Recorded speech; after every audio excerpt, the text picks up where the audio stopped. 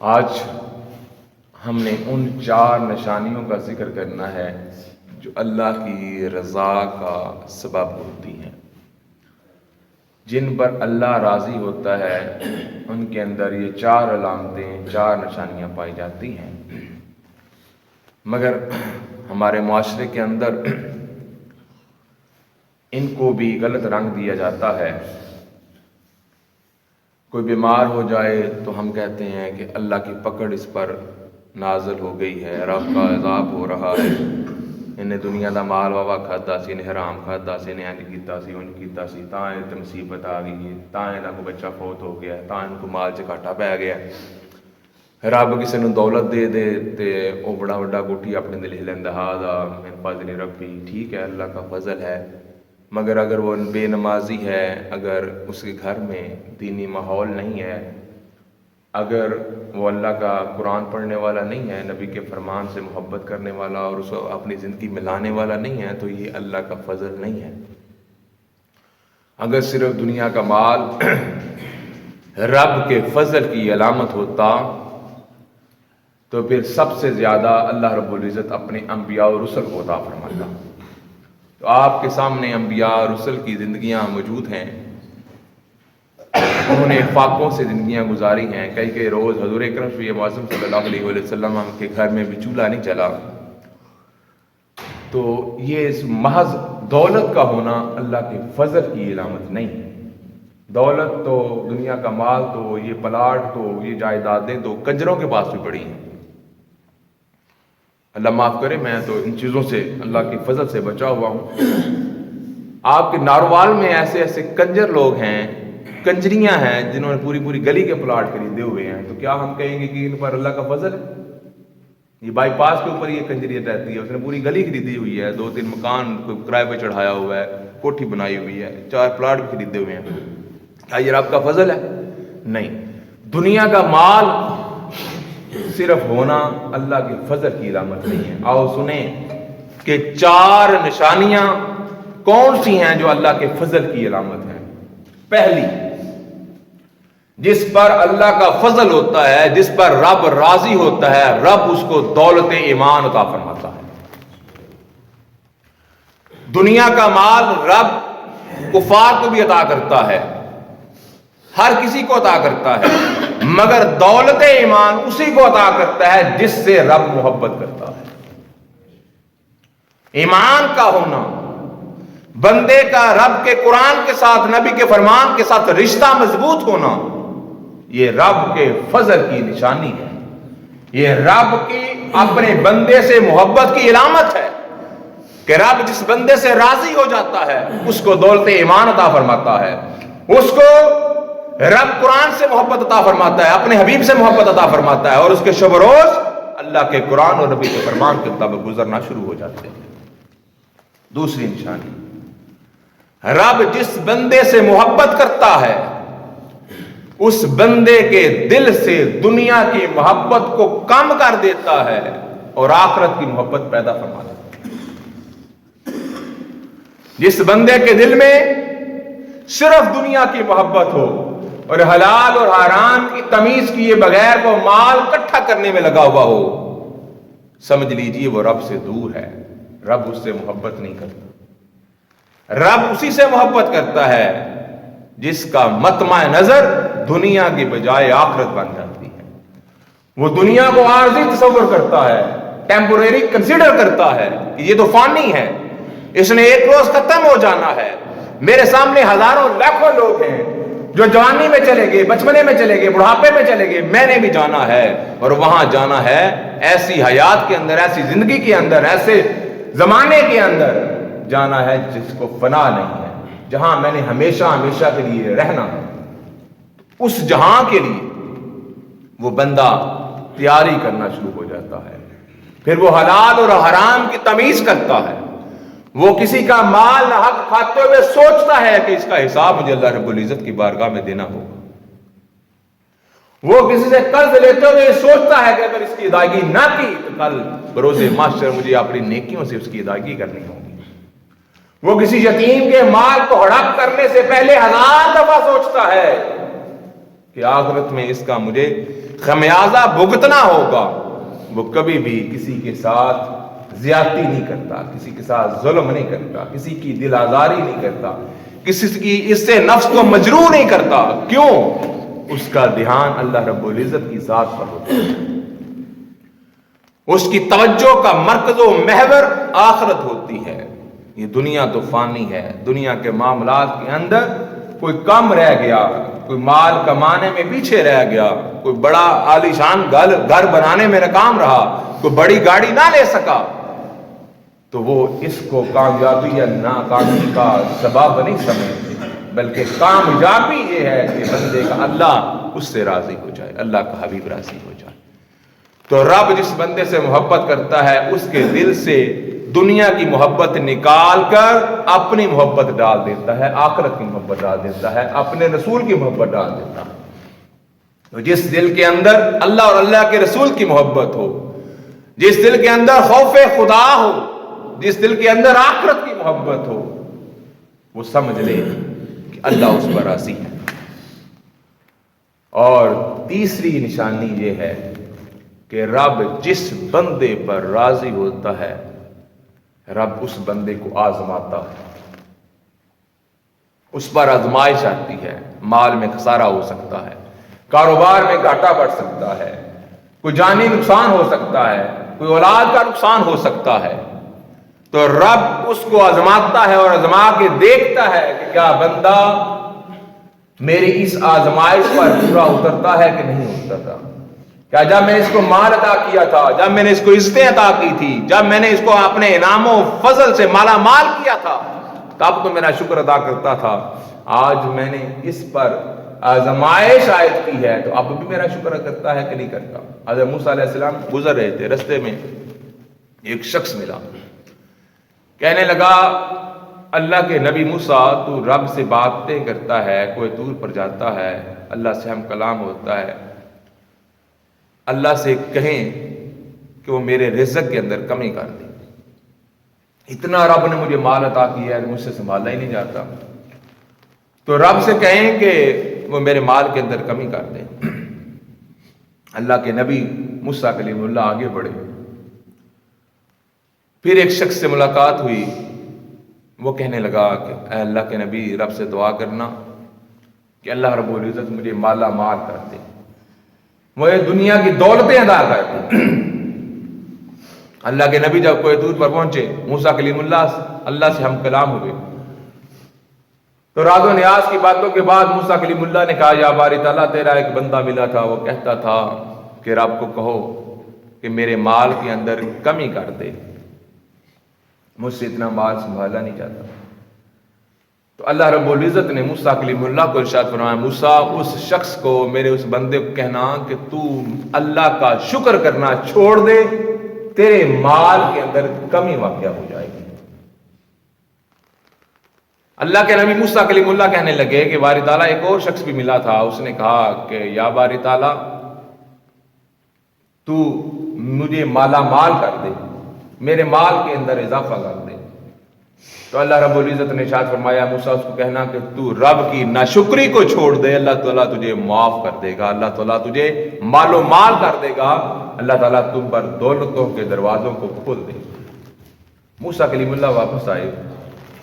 تو جس شخص نے کہا تھا کہ اللہ کے نبی اللہ سے کہنا کہ میرے مال کے اندر کمی کر دے، تو اس کو موسیٰ کلیم اللہ نے کہا کہ رب کا کہنا ہے کہ شکر ادا کرنا چھوڑ دے تو اللہ تعالیٰ تیرے مال کے اندر کمی کر دے گا۔ تو وہ بندہ رب کے نبی کی بارگاہ میں عرض گزار ہوا کہ موسیٰ کلیم اللہ میں رب کا شکر کیوں نہ ادا کروں کہ اللہ رب العزت نے مجھے اتنی نعمتیں عطا فرمائی ہیں، رب نے مجھے صحت عطا فرمائی ہے، رب نے مجھے اپنی عطا سے دنیا کا مال و متاع عطا کیا ہے، میں تو رب کا شکر ادا ہی نہیں کر سکتا، رب کی ناشکری میں نہیں کر سکتا جس رب نے مجھے اس قدر نوازا ہے۔ تو اللہ کے نبی موسیٰ کلیم اللہ جب اس شخص کے پاس گئے جس نے کہا تھا کہ رب کو کہنا کہ مجھے مالا مال کر دے، اس کو کہا کہ اللہ کا حکم ہے، اللہ کا پیغام ہے کہ تو میری ناشکری کو چھوڑ دے، رب تجھے مالا مال کر دے گا۔ تو کہتے ہیں کہ اس کے پاس لباس بھی نہیں تھا، اس نے ریت سے اپنے جسم کو ڈھانپا ہوا تھا، اپنی شرمگاہ کو چھپایا ہوا تھا، ستر کو ڈھانپا ہوا تھا۔ تو جب موسیٰ کلیم اللہ نے کہا نا کہ تو رب کی ناشکری چھوڑ دے، رب تجھے مالا مال کر دے گا، تو اس نے کہا میں کس چیز کا شکر کروں رب کا، رب نے مجھے دیا ہی کیا ہے۔ اس کا اتنا کہنا تھا، ہوا کا ایک جھونکا آیا تو جو ریت سے اس نے اپنے جسم کو ڈھانپا ہوا تھا وہ ریت بھی اڑ گئی اور وہ بالکل ننگا ہو گیا۔ تو بات کرنے کا مقصد یہ ہے کہ جو رب کا ہر حال میں شکر ادا کرنے والا ہوتا ہے، اللہ اس پر اپنا فضل کرتا ہے۔ لَإِن شَكَرْتُمْ لَأَزِيدَنَّكُمْ، تم رب کا شکر کرو گے تو رب تمہاری نعمتوں میں اور اضافہ فرما دے گا۔ تو حضرات طیبکار، جو تیسری نشانی ہے وہ یہ ہے کہ اللہ رب العزت اپنے بندے کو آزماتا ہے، دکھوں سے آزماتا ہے، تکالیف سے آزماتا ہے، غم سے آزماتا ہے۔ جب بندہ غم کی حالت میں بھی، دکھ کی حالت میں بھی، پریشانی کی حالت میں بھی رب کا شکر گزار بن جاتا ہے، رب پر شاکر ہو جاتا ہے، تو پھر اللہ رب العزت اس بندے کو اپنا محبوب بنا لیتا ہے۔ آپ نے واقعہ سنا ہوگا، جمعۃ المبارک میں نے سنایا تھا کہ جب غزوہ تبوک کے موقع پر اللہ کے نبی حضور اکرم شفیع معظم صلی اللہ علیہ وسلم نے صحابہ کو چندہ جمع کروانے کے لیے کہا نا، مال اکٹھا کرنے کے لیے کہا، تو حضرت ابوبکر صدیق رضی اللہ تعالیٰ عنہ اپنا گھر کا سارا مال لے کر حضور کی بارگاہ پہنچ گئے، تان کے کپڑے بھی اتارے، کپڑے قیمتی تھے، اس لباس کو بیچا، ٹاٹ کا بوری کا لباس پہنا اور کی کر کے کانٹے اس کے اندر لگائے اور رب کے محبوب کی بارگاہ میں حاضر ہو گئے۔ اور حاضر ہوتے بھی پہنچ رہے تھے تو اللہ رب العزت نے جبریل کو بھیج دیا کہ اے میرے محبوب ابو بکر کو اس کے رب کا سلام پیش کرنا۔ تو حضرت ابو بکر صدیق رضی اللہ تعالیٰ عنہ حضور کی بارگاہ میں تشریف فرما ہوئے۔ اللہ کے نبی نے پوچھا گھر کیا چھوڑا ہے؟ اس نے کہا کہ گھر میں اللہ اور اللہ کے رسول کو چھوڑایا۔ تو اللہ کے نبی نے یہ نہیں کہا کہ میں تو یہاں بیٹھا ہوں، میں وہاں پہ کیسے پہنچ گیا۔ اللہ رب العزت کے پیارے حبیب ابو بکر صدیق رضی اللہ تعالیٰ عنہ کو اللہ رب العزت خود سلام بھیج رہا ہے، کہہ رہا ہے کہ محبوب میرے ابو بکر کو اس کے رب کا سلام دینا، اور ساتھ میں پوچھنا کیا ابو بکر تو اپنے رب سے راضی ہے؟ اسلام لانے سے پہلے تو مکہ کا تاجر تھا، بہت قیمتی لباس پہنا کرتا تھا، مال و متاع میں گھرا ہوا تھا، دنیا کے مال کی کمی کوئی نہیں تھی۔ ابو بکر تو دین میں آیا، تو نے اسلام کو قبول کیا، سارا مال رب کی بارگاہ میں پیش کر دیا،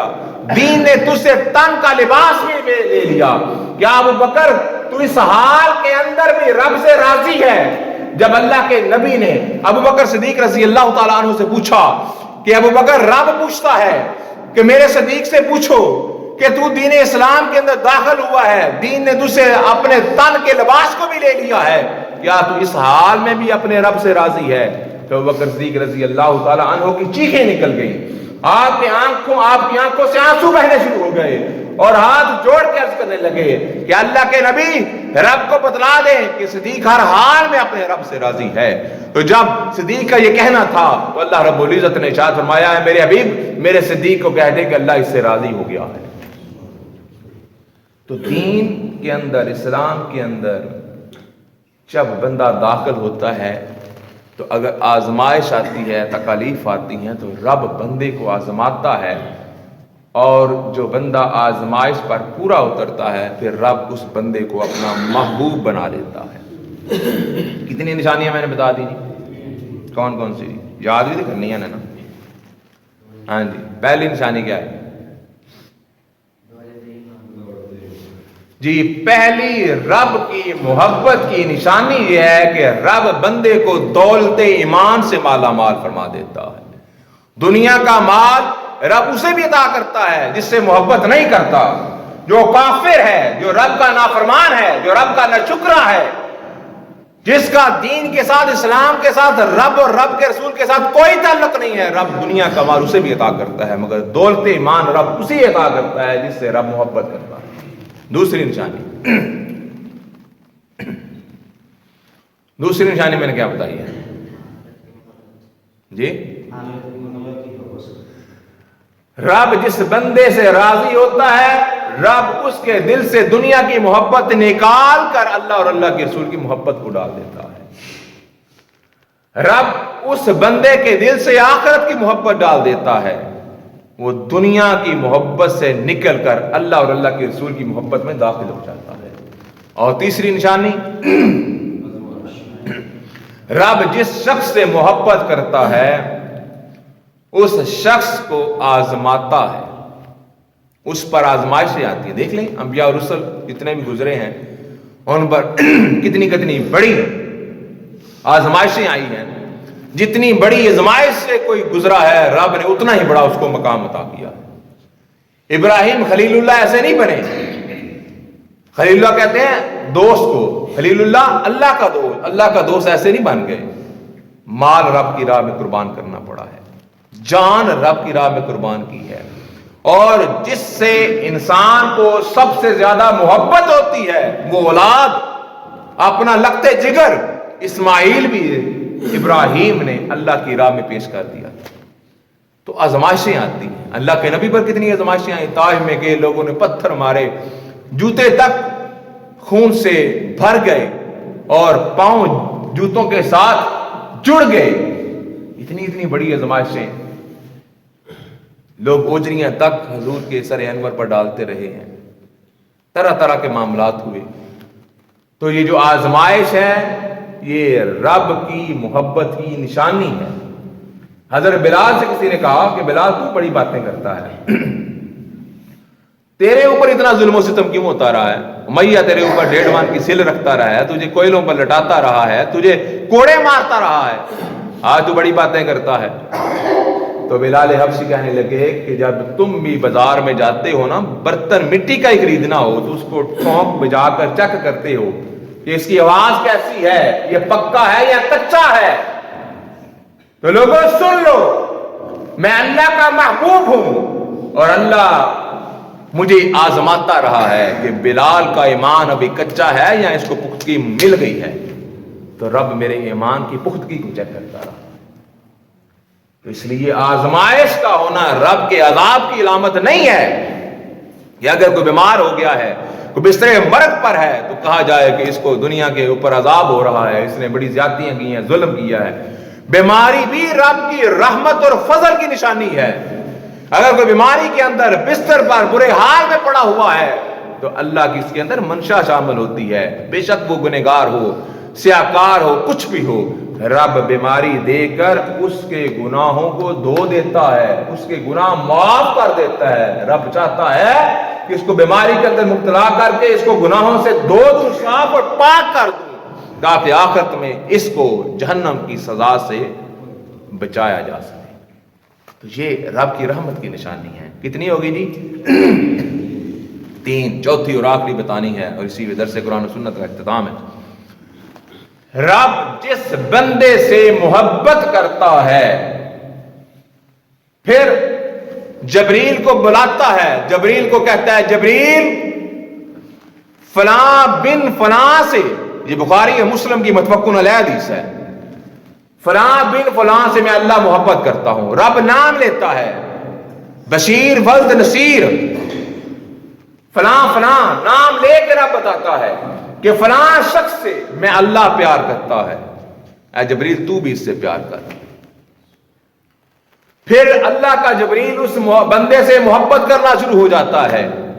پھر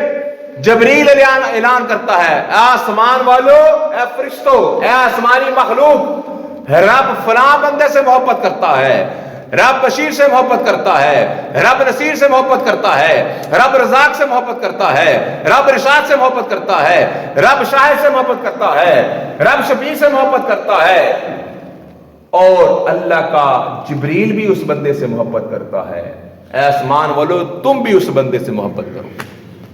پھر ساری آسمانی مخلوق جو ہے وہ اس بندے سے محبت کرنا شروع ہو جاتی ہے، اور پھر آسمانی جو زمین کا جو پہلا آسمان آتا ہے، پہلے آسمان پر آ کر